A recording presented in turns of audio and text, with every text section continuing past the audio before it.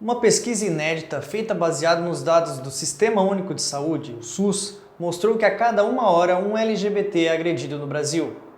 Entre 2015 e 2017, data em que os dados foram analisados, quase 25 mil notificações de violências contra essa população foram registradas, o que resulta em uma média de mais de 22 notificações por dia. Ou seja, quase uma notificação a cada hora. Em alguns países, a homossexualidade é inclusive criminalizada. Alguns vão mais longe, com pena de morte para os homossexuais. Uma triste realidade que também tem seus reflexos em Brusque. Para falar do movimento LGBT, a gente tem que olhar para todo o movimento e para todas as letras da sigla. Cada letra vai encontrar dificuldades e preconceitos diferentes, enquanto o L e o G, né, a lésbica e o gay, conseguem acesso ao emprego, conseguem se casar hoje. As pessoas trans hoje não conseguem nem viver. As pessoas trans, a expectativa de vida de uma pessoa trans é de 35 anos. Nós não temos pessoas trans dentro das universidades, pessoas trans na escola, porque esse conservadorismo não permite que as pessoas trans continuem na escola e ingressem para o mercado de trabalho. Mas afinal, como é ser LGBT em Brusque, uma cidade com ampla maioria conservadora? A gente percebe muito um conservadorismo velado na cidade, onde as pessoas não falam diretamente para você certas coisas, mas você percebe nos ambientes que você não é bem-vindo ou que aquele lugar supostamente não deveria ser para você, quando na verdade não é assim, né? A gente tem pouquíssimos exemplos de pessoas LGBTs no trabalho, na faculdade, assim como ele falou, e até em questão de trabalho, muitas pessoas às vezes até escondem a condição de ser LGBT no emprego para não sofrer com preconceito ou mesmo para conseguir uma oportunidade. Os preconceitos começam a ser sentidos desde cedo. Na escola, durante o ensino médio, não só durante o ensino médio, mas durante todo o período escolar, eu lembro de sempre ser alvo de piada, alvo de ofensas. E depois de me assumir uma pessoa trans, então muito mais. Dentro de casa, fora, na escola, no trabalho, na universidade. Nós sempre somos alvo de olhares, piadas, comentários. Eu precisei me envolver de outras pessoas LGBT, principalmente pessoas trans, que viviam essa realidade que eu vivo, para poder me encontrar e lidar com tudo isso. Hoje eu me sinto muito melhor, Nós não estamos em perfeitas condições. Eu não posso sair de casa e vir para a praça aqui gravar essa entrevista sem ser vítima de pessoas olhando, rindo. Mas hoje eu aprendi a lidar com isso, né? Eu sei que tem muito ainda para caminhar e para conquistar, mas eu acredito que nós estamos caminhando para isso. Muito desse preconceito tem a ver com ignorância e desconhecimento, além de alguns tabus explícitos na sociedade. Essa fase de transição de conhecimento da pessoa, isso é tido como uma confusão psicológica dentro da própria família ou das pessoas próximas. Isso prejudica bastante, eu acho, né? Essa parte de ter a mente aberta, né? E eu sou bissexual, hoje eu namoro um rapaz. E eu também passei por essa fase de transição meio conturbada, porque eu primeiro também me entendi como uma pessoa gay, porque então a gente vive num local onde ser hétero é considerado o padrão, né? Então se você sente atração amorosa por uma pessoa do mesmo sexo, você já... então eu sou gay, né? E depois que a gente decide ir mais a fundo e entender a si mesmo, a gente percebe que não é exatamente isso, não tem essa separação. E tem muito mais a se aprender, né? O que são pessoas trans? Pessoas trans são pessoas que não se identificam com o seu gênero que lhe foi dado ao nascimento. Então, uma mulher trans, ao nascer, foi dito que era um menino. Essas são as pessoas trans binárias. As pessoas trans não binárias, como eu, não se identificam com masculino ou feminino. Algumas pessoas podem se identificar com os dois, outro gênero. No meu caso, eu não me identifico com nenhum dos gêneros. E as dificuldades não param por aí. É um momento complicado. A gente vê que, por exemplo, os homossexuais geralmente são associados a coisas ruins, ou os LGBTs, né? Como pessoas de má índole, ou pessoas que são devassas, e isso não é real. E isso é um paradigma que precisa muito ser quebrado. E quando você se entende LGBT, a primeira coisa, geralmente, que vem na mente da sua família são esses pontos, sabe? E só muito tempo e conversa e apoio psicológico para a gente ir entendendo e quebrando esses pensamentos dentro da nossa própria família. Na minha família foi assim, pelo menos. Quando eu me entendi, então eu tinha me assumido gay, né? Foi um choque e eles não aceitaram porque a minha família é muito religiosa. Então teve mais essa barreira a ser rompida, né? Mas aos poucos, com a convivência, eles foram entendendo e as pessoas vão aprendendo que elas te conhecem pelo que você é. Elas te conhecem, eu sou o Lucas, você é a Jo, e você é uma pessoa boa, é isso que importa no fim das contas, sabe? E como ficam as famílias dessas pessoas? Como lidar com essa situação? Meu namorado, hoje eu namoro um rapaz, ele frequenta a minha casa, eu também frequento a casa dele. A família dele é evangélica também e a gente ainda tem vários pontos para conseguir melhorar e quebrar. Não vou dizer que a gente está num estado perfeito. É todo um processo e o processo é contínuo, assim, né? Quando eu me assumi, eu passei por uma série de terapias, psicólogos, líderes religiosos, porque assim, entendia dentro da minha casa que era uma doença, era um pecado e depois de um certo tempo isso ia passar.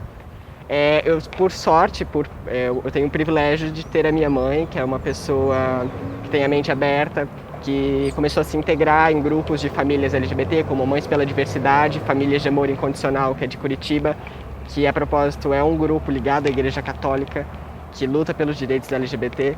Então hoje eu convivo apenas com a minha mãe, nós temos uma ótima relação, meu namorado também frequenta a minha casa e o resto da minha família não tem muito contato por conta desse preconceito que eles ainda têm.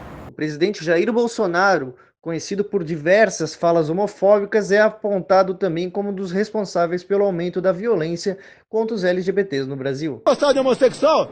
Vai lá, ninguém gosta, tá ok? Ninguém gosta, a gente suporta. Você é contra os gays, né? Não há a menor dúvida. Você queria que, por exemplo, um filho teu, ao prestar o serviço militar obrigatório, fosse acampar em Jericinó e dormir numa barraquinha para 2 pessoas com um homossexual do seu lado? Outra coisa, você quer ver uma coisa? O negócio é sério, gente. Quer ver?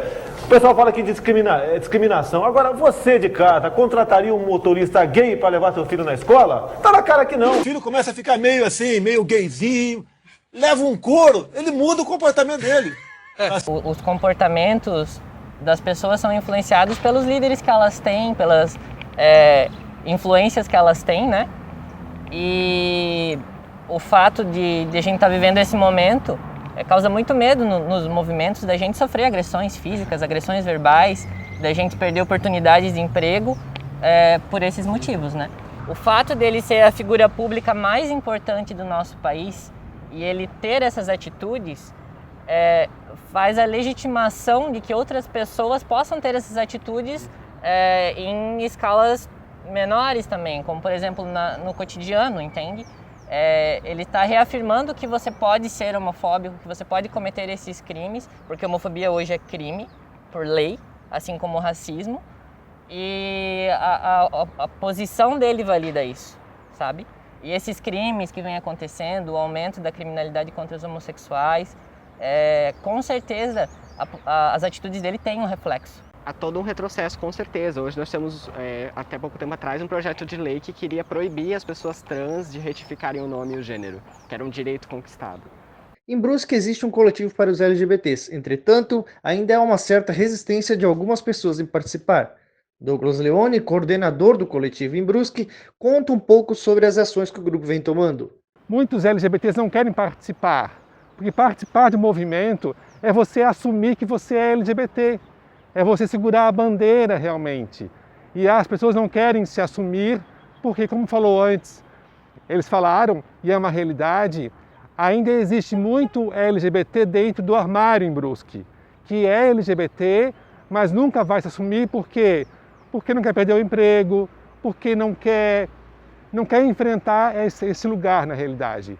Então, ano passado, nós conseguimos criar o coletivo, estamos ainda caminhando, né? Criar um coletivo social é uma prática política, não partidária, mas política social, realmente. E as pessoas em Brusque não têm muito hábito de participar de reuniões, de coletivos, de associações, de discutir a sua cidade, né? Então, aos poucos, nós estamos crescendo e levando o nosso pensamento para esses lugares. Como funciona um coletivo? Ele é aberto para todo mundo que queira participar. Por causa da pandemia, nós paramos alguns planejamentos, porque não pode fazer reuniões, enfim, né? Nós fizemos esse ano algumas lives, algumas reuniões virtuais. Nós temos uma página no Instagram e no Facebook, e nós temos um planejamento para fazer reuniões, roda de conversa, palestras, não é? Enfim, assim, então a ideia do movimento é dialogar com a sociedade civil, privada, pública, com as escolas, com a Câmara de Vereadores e construir uma sociedade que respeite a diversidade. Douglas também aponta os motivos pela homofobia ainda existir em pleno 2020. Eu penso que nós precisamos olhar para a história, para a antropologia, para vários lugares, né? Para a religião. Eu penso que um ponto é essa visão muito arraigada de que dois homens deitando numa cama é pecado. Que Deus não criou dois homens para deitar juntos, porque dois homens não procriam. Então essa ideia muito estrita de que nós só servimos para procriar e fazer filhos, né? E aí vem essa questão do erro, do errado, enfim. Porém, há uma pesquisa na Univale, agora me foge o nome, que a mulher fez uma pesquisa com os marinheiros de Itajaí, que ficam 3 a 4 meses no mar, e ela comprovou que grande parte daqueles homens tinham práticas homoafetivas. Nós vivemos uma hipocrisia. Se nós temos hoje em Brusque, na Otto Renault, travestis, elas não estão na Otto Renault por nada, tem cliente. Ninguém fica até 4 horas da manhã na Otto Renault vendo a rua, me desculpa. E parte desse cliente são homens casados, são homens que no barzinho ficam rindo dos homossexuais, das lésbicas, das travestis. Então, assim, o que mais me irrita nessa cidade, que se fala tão europeia, é essa hipocrisia. A hipocrisia de falar, eu não faço, eu sou limpo, eu sou maravilhoso. Mas, de fato, é só você entrar nos aplicativos gays dessa cidade e você vai encontrar muito a frase fora do meio, discreto, casado com o local. E nós precisamos falar sobre isso.